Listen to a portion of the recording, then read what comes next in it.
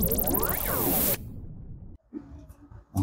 ngayon sa video ito, excited tayo dahil meron tayo na namang i-unbox na isang gadget. So ano kaya to? Ito ngayon ay hype na hype, no?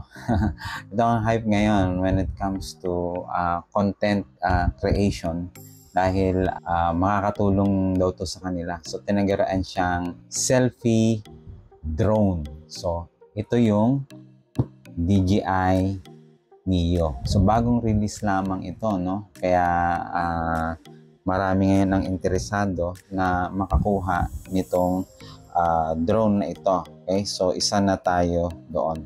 So i-unbox natin ngayon to para makita natin kung ano yung nasa loob. Pero bago yun, tingnan muna natin yung kanyang of course yung box. Okay? Sa taas wala namang nakalagay. Ito yung logo lang ng DJI. And then, sa kabilang side, so ito importante ito sa kabilang side kasi nandito yung mga information na kailangan natin, okay, na malaman. Una, napakagaan nitong drone na to dahil 135 grams lamang siya, okay? And then, ang maganda rito, pwede siyang mag-take off at saka mag-landing sa palad nyo lang. So, palm, take off and landing. So meron din siyang AI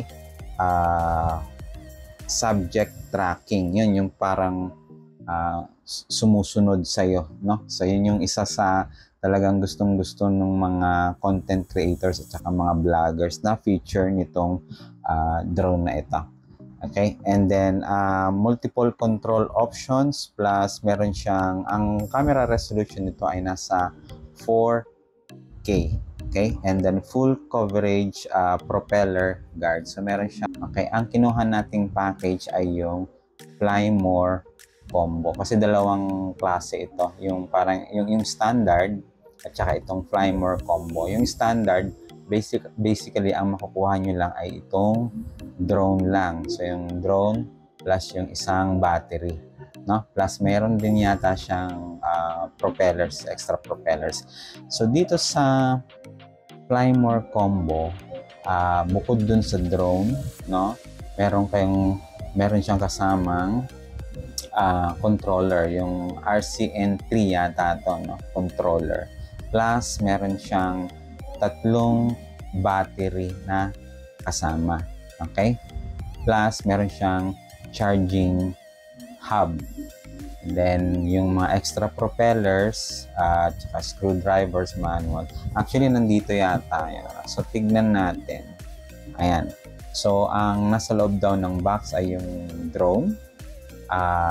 Extra na propeller guards. Mga extra propeller. Okay. And then, yung battery, no? So, yung battery, so 3 yan. Okay? Yung charging cable, Type-C, yung screwdriver, and then yung controller, yung RCN3. Okay? And then yung charging hub, plus yung manual. So, ito yung nasa loob ng box na makikita natin mamaya. Okay? Mag-unbox tayo. Right, so mamaya sasabihin ko sa inyo kung magkano natin ito nakuha. Okay? So, tara, i-unbox na natin to. Okay, so kunin natin yung ating, I think hindi yata kinakailangan ng ganito. Ito lang yata siya. Yan. Okay? Sealed pa yan. Right, so tingnan natin kung ano yung nasa loob ng box. Okay? So, tingnan natin kung ano ito.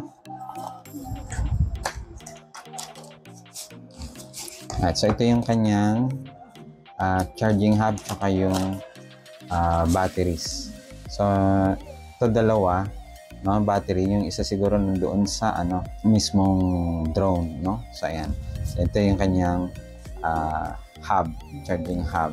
Okay? So, bukod dyan, no, meron tayong kable, yung USB Type-C.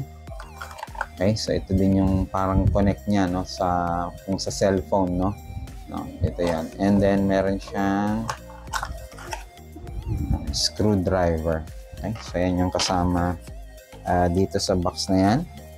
Okay, pero itabi muna natin to guys. And then andito yung kanyang controller, yung RCN3. So tingnan natin. Wow, ganda no. Okay, ganda nung ano niya, tsura niya, tsaka yung bigat, ang ganda. Okay, so ito yung controller niya. Later on na natin to mas detalyadong i-inspectionin. Okay, so tabi lang muna ulit natin. And then what else ang kasama sa box? Tingnan natin. So meron siyang manual. Ito yung kanyang manual. May sticker ba? Yan. So yan, may sticker nga, no? Tsaka yung manuals. So later on na natin to basahin kung babasahin man natin. Alright. So, and then yan. So wala nang laman yung box. So extra propellers. Yan. So extra propellers. And then yung mismong drone, no? So ito yan. Okay, tingnan natin ang itsura ng drone. Gaan, ano? Gaan. So ito yung drone. Yan. Ito yung gimbal guard, tsaka yung propeller guard. So right, so ito yung isang battery na kasama. Hindi ko pa alam guys na kung paano ito tanggalin. Ayan, dinadiin lang pala yan. So ito yung isang battery. So all in all, meron siyang tatlong batteries. Okay, so ito yung kanyang gimbal guard. So single axis ano lang yata to, gimbal, no?